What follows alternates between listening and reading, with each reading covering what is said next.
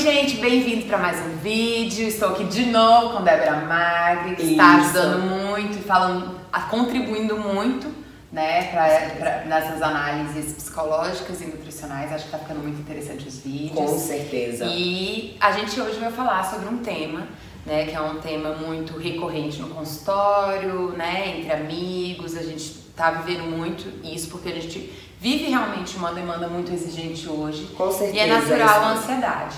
Não tem jeito, né? E a gente sempre acaba descontando aonde? Na comida. Porque querendo ou não, gente, se alimentar dá prazer para a maioria das pessoas. Não vou dizer para todos, porque eu tenho alguns pacientes que não têm prazer nenhum em comer, muito pelo contrário. Mas isso, infelizmente, não é regra. Sim. E também entra até aqui na questão da compulsão. Sim. Porque você não precisa comer muito para ter compulsão. Você pode ter a compulsão também ao contrário. No sentido, não vou me alimentar, porque não é um padrão que você tá, né, que tá alterado. Sim, é um padrão que tá alterado. O que a gente vê a maioria das vezes é a compulsão alimentar, né? E que as pessoas muitas vezes fantasiam que compulsão alimentar a pessoa tá obesa. E na verdade não. Nossa, nunca. Muito pelo contrário. Muito pelo contrário. Então muitas pessoas isso acaba também às vezes desenvolvendo outros adoecimentos, né? Como a bulimia. Com certeza. Né? Enfim, então hoje a gente vai falar um pouquinho, né? Eu vou abrir um pouco o vídeo falando um pouquinho sobre uma análise mais psicológica. É claro, a gente tem muita coisa pra falar sobre esse tema. Muito. E assim, a gente tem que tomar muito cuidado, porque aqui a gente tá fazendo uma generalização, a gente tá fazendo um olhar um pouco mais generalizado, porque é a forma que a gente tem pra ajudar em vídeo. Exatamente. Mas assim, cada um tem que ter uma análise específica e crítica, né? Claro. Pra se isso se encaixa pra mim ou não. Com certeza. Então assim, compulsão alimentar, né? Como a Débora falou, alimentos geram um prazer imediato, muito rápido. Isso, prazer né? imediato. E como nossa mente está diretamente relacionada ao nosso corpo, né? Quando a gente come muito, todo o nosso processo fisiológico se volta a essa digestão. Com então certeza. é natural gerar um relaxamento, além de todo o prazer, de todo o hormônio, né? Que aquela comida gera, né? Então assim, diante de uma situação onde eu tô ansioso, cansado, né, ou que eu tô tendo que lidar com algo que às vezes ainda é difícil pra mim, né, ou que, como por exemplo, sei lá, uma separação, né, ou um chefe que tá muito difícil, uma dificuldade financeira. Hoje são tantas, né, tantos desafios. A gente é baseado, nossa vida é baseada em desafio. Em desafio, e aí fica muito fácil, fica muito convidativo a gente cair, né, de fato, em tentar neutralizar isso, não ter que lidar com isso. Né? A partir da alimentação, a partir de gastar, a partir de qualquer outro vício. Porque igual a gente tá falando aqui, a nossa vida é tão cheia de desafios, é tanta coisa que a gente tem que realmente se esforçar para atingir, que chega uma hora que a gente cansa. E querendo ou não, a questão alimentar, além de dar prazer, é uma coisa que é fácil. É uma compensação que é muito fácil, a gente tem ali logo à mão. Porque muitas outras coisas na nossa vida, como que geram também uma compensação muito boa, mas que é mais difícil da gente alcançar. Por exemplo, o exercício físico, uma meditação, várias outras coisas que a gente também pode ter um prazer e liberação de serotonina e de outros hormônios que realmente dão essa sensação de bem-estar, mas que são mais difíceis. Aí a gente pensa, já passo por isso, já tenho isso, já passo por tanta dificuldade que por que não? Por que não? Por que não comer o que eu quero? Sim. E é uma compensação, uma compensação fácil. Uma compensação. Querendo ou não, comida tem na casa de todo mundo. E nós estamos falando aqui só de padrão alimentar errado. Eu como muita besteira. Não, gente, a compulsão alimentar ela pode vir, inclusive, de comida de verdade saudável. Sim. Né? As pessoas podem passar do ponto com fruta, as pessoas podem passar do ponto com arroz, com feijão, com carne, com comida. Ou seja, seria legal a gente fazer uma definição. Uma definição. Do que se torna uma compulsão. Então a compulsão, basicamente, se torna uma compulsão quando você está se utilizando daquilo ali para uma fuga e um alívio. Exatamente. De alguma situação ou de alguma coisa. E quando você passou, né, da quantidade nutricional. Com certeza. Aquilo ali já se tornou, já é uma coisa muito mais. E aí, se a gente coloca desse jeito, né, todo mundo já teve alguma compulsão. Com certeza. Mas aí se torna realmente um problema quando aquilo ali se torna algo repetitivo e cotidiano. Repetitivo, exatamente. E isso se torna uma compulsão, mas quando exatamente isso, quando você não consegue frear. Sim. E quando você não consegue perceber a princípio que você passou do ponto. Demora muito tempo para você realmente cair em si e ver que você passou do ponto. Parou de filmar? Não. Ai, meu Deus. Continuando, gente. Então, gente, agora eu vou falar sobre alguns aspectos emocionais, né? Algumas coisas que a gente tem que levar em consideração, que acaba gerando, né, facilitando uma compulsão alimentar. E a Débora depois vai falar de uma parte mais fisiológica. Com certeza. Tá? Então, assim, primeiro, né, uma compulsão alimentar pode estar relacionado, né, realmente a uma fuga, a um mecanismo de defesa, a um prazer imediato. Pode estar relacionado a um padrão familiar. Então, assim, muitas famílias desenvolvem uma cultura em torno da mesa, em torno da comida. Então, assim, a comida resolve tudo, a comida está relacionada à felicidade, a comida está relacionada... E isso acaba desenvolvendo, né, nas pessoas uma ligação com a comida, às vezes, que pode se tornar destrutiva. Com certeza. Né? Então, o próprio exemplo familiar, né? Então, muitas pessoas que sofrem de uma compulsão alimentar muito forte, geralmente tem familiares que também sofrem, isso é muito comum. Então, mostra bastante a questão do padrão familiar, né? Sem dizer, como você colocou, que é uma coisa mais fácil. Tá muito fácil na mão da pessoa e etc. Então, assim, falando de psicologicamente, né, isso destrói a pessoa, porque isso vai diretamente na autoestima, porque é um padrão destrutivo. Então, qualquer padrão destrutivo, gente, gera na pessoa uma sensação de que ela não pode confiar nela, de que ela não tá tendo uma atitude saudável, não tá tendo uma atitude a favor dela.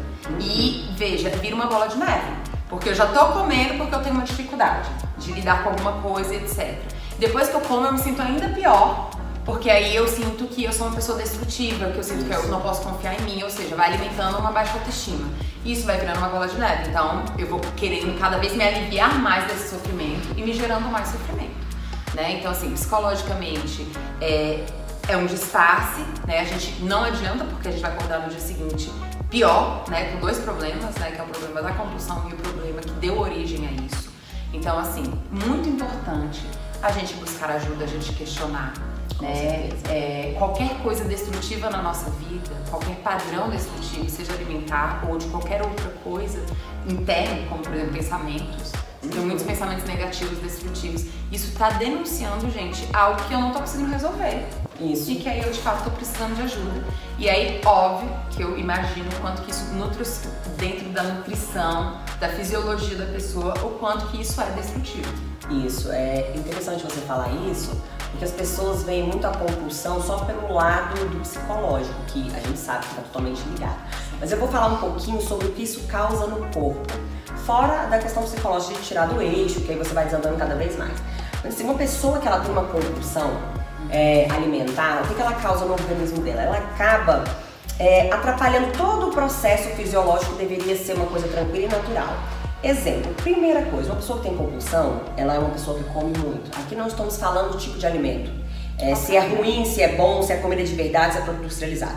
Claro que se for alimentos que de fato não tem tanto nutriente, tem só valor calórico, né, que a gente fala que caloria vazia, claro que isso vai trazer uma desordem maior ainda, porque isso vai destruir a microbiota, e a gente sabe hoje, os artigos, os estudos já mostram que a microbiota do nosso organismo, que é o nosso intestino, os micro-organismos que a gente tem ali dentro, regem a saúde do corpo inteiro. Então a gente acaba com microbiota, mucosa intestinal, a gente acaba com a nossa saúde celular, enfim, a gente vai gerando uma cascata.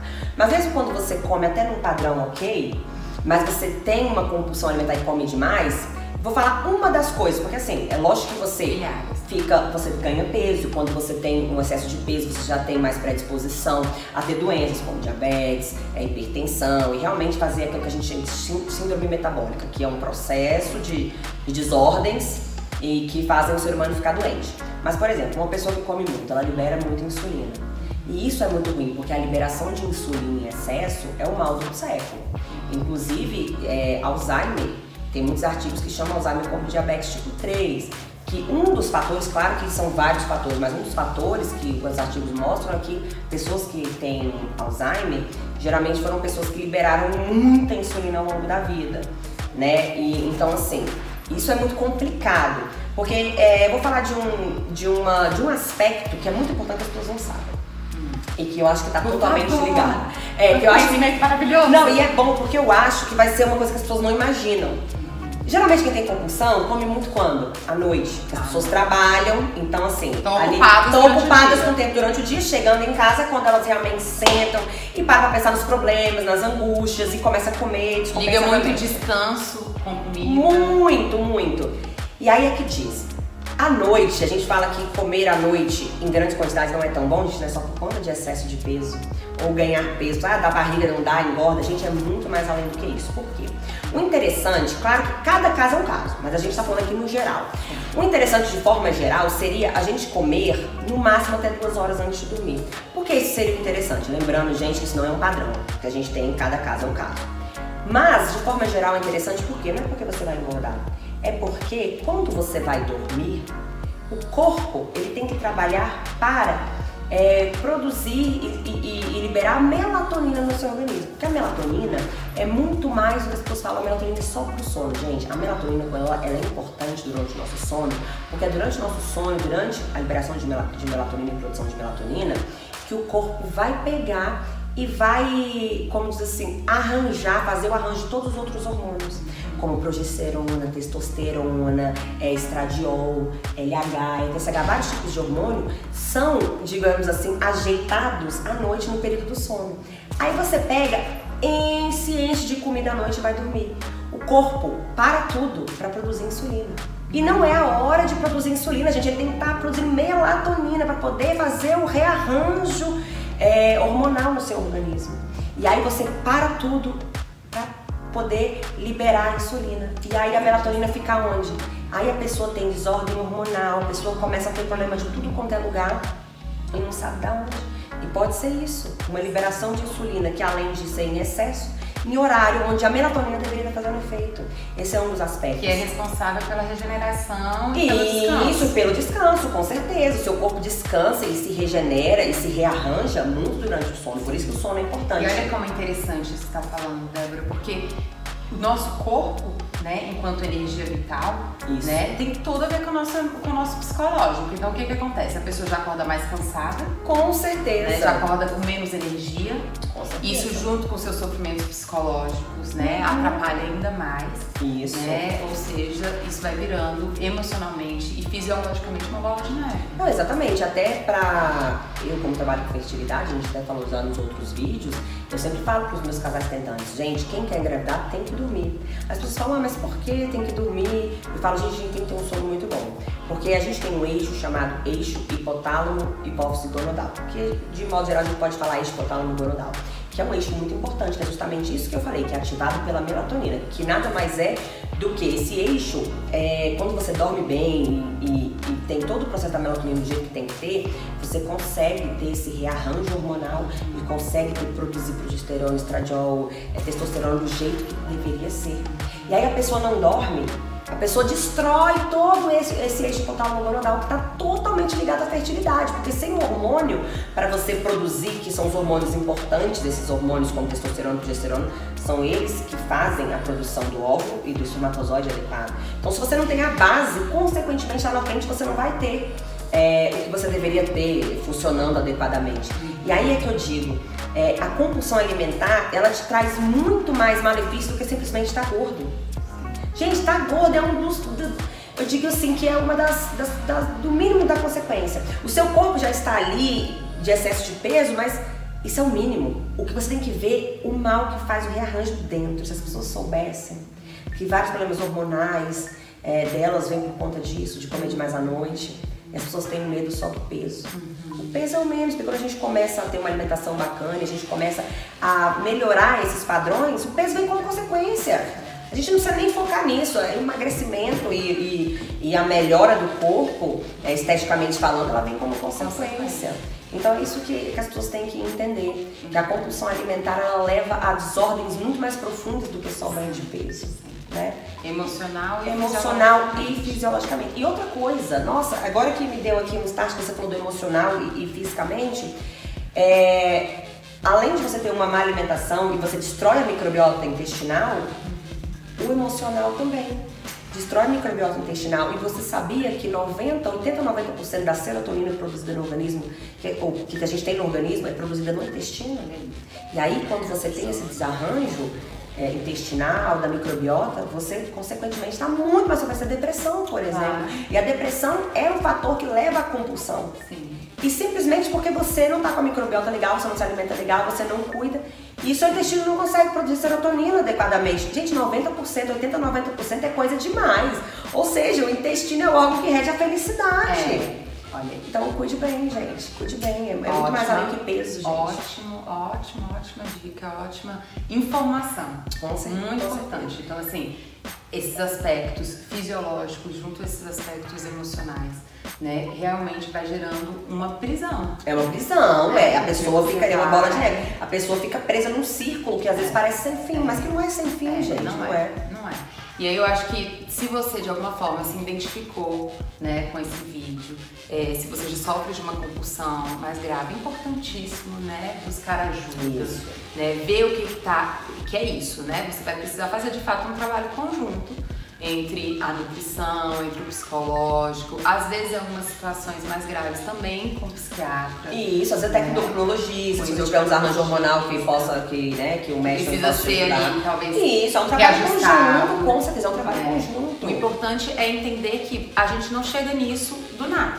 Não, né? É isso. E eu acho que essa explicação, né, de como que uma coisa vai levando a outra, né, de como que o nosso corpo vai também reforçando, né, o nosso psicológico e vice-versa. E isso vai deixando a gente numa situação difícil, né? É pra, na verdade, ser uma coisa empática, para que então as pessoas entendam e se entendam empaticamente de como elas chegaram nisso e possam reavaliar esses padrões, né? Reavaliar, eu acho que isso foi o que a gente já falou em vários vídeos, né, Débora? Eu acho que esse é o caminho da vida, né? Esse é o caminho da vida. A gente buscar desenvolvimento, questionar, buscar, assim, qualquer padrão destrutivo que a gente esteja percebendo, que a gente possa questionar, buscar ajuda, buscar desenvolver aquilo, porque aquilo ali já se desenvolveu a partir de algum padrão destrutivo. Procurar ajuda para realmente dar o primeiro passo. Depois do primeiro passo, tudo fica mais fácil.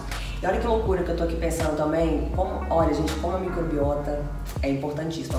Até pra quem a gente tá falando de compulsão alimentar, e aí entra muito pra nós mulheres principalmente, eu acho que pros homens também, mas nós mulheres, geralmente as nossas compulsões alimentares vai muito pro doce. Então assim, gente, começa a se observar, se você é aquela pessoa que você é uma formiga, você não consegue ficar sem doce, olhe pra dentro, quando essa microbiota não tá muito boa. Geralmente quando a gente quer muito doce, a gente tem excesso de crescimento de fungos no intestino. E aí você observa, você é aquela pessoa que além de querer muito doce, você tem candidíase vaginal de repetição, infecção urinária, infecção de garganta, de ouvido, vários tipos de infecções de repetição. Com certeza isso já é um desarranjo intestinal. Às vezes não é só intestino preso ou solto, gente, é muito mais além do que isso. Então se perceba e procure dar o primeiro passo. Depois que a gente dá o primeiro passo, gente, para dar o segundo é muito fácil. O difícil é a gente sair da zona de conforto. É a gente primeiro denunciar, acolher e se propor. Pronto. Quando você se propõe, as coisas vão se abrindo, as portas vão se abrindo, tudo flui. E é isso, gente. Se é um vício, se a gente chama de compulsão, é porque não é uma coisa fácil. Então a gente precisa, de fato, buscar ajuda, a gente precisa de apoio dos familiares, né? A gente precisa romper, como eu coloquei aqui no início, às vezes são padrões, né? Então às vezes isso mexe nos vínculos, isso mexe em tanta coisa, né? E aí a gente precisa de apoio mesmo. Isso aí. Ai, Débora, obrigada. Quanta explicação maravilhosa. E às vezes a gente não pode falar muita coisa porque a gente tá de forma geral, né? Sim. Porque claro que quando uma pessoa, um paciente chega especificamente, a gente consegue tratar muito melhor. Claro. Mas assim, eu acho que a gente tá falando que essas informações já ajudam as pessoas a entender um pouco mais o processo que elas estão passando e também procurar informação. Muitas pessoas não sabem sobre microbiota. Não, tanto que você tá falando aí, realmente a gente não sabe. São informações importantíssimas. E que é um presente poder ter isso, assim, a fácil acesso. Isso, exatamente. Comer demais à noite, gente, vai muito mais do que engordar ou não. Isso aí é mais supérfluo. É tão mais além, entendeu? Que as pessoas têm que procurar saber. Tá. Gente, espero que vocês tenham gostado do vídeo. Deixem os comentários, perguntas que a gente vai estar respondendo. Vai estar aqui embaixo também as nossas redes sociais, tá bem? E a gente com certeza vai ter novos vídeos, outros vídeos por aí, se vocês quiserem também dar alguma opinião de tema. Com certeza, é sempre bom, porque a gente tem que falar o que vocês querem ouvir, gente, né? Um beijo, até a próxima. Um beijo, até a próxima.